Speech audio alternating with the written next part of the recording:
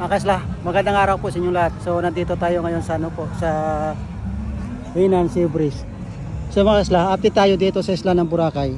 So yung nakikita nyo po yung kawayan na yan. Kasi marami nang tatanong po ng nakarang araw na kung ano to yung kawayan. So ito po yung nakatulong dito sa isla ng Boracay pag once na maghabagat season. So nakarang araw ay habagat, so hindi nila nalagyan. So ngayon na po nilagyan nila. So kawayan pala mga kaisla. So yun yung purpose ng kawayan yan, para makalagay dyan ng screen para makapigil sa buhangin at sa hangin, para hindi makapunta yung buhangin doon sa restaurant. So yun po yung tawag na windbreaker.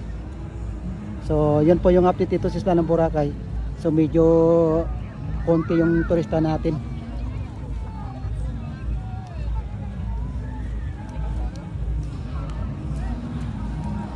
So yun mga kaisla. So yun yung update dito sa isla ng Boracay. Dito po tayo sa tapat ng Sea Breeze Hinan Hotel. So maraming salamat sa panunood po. God bless po. Bye bye.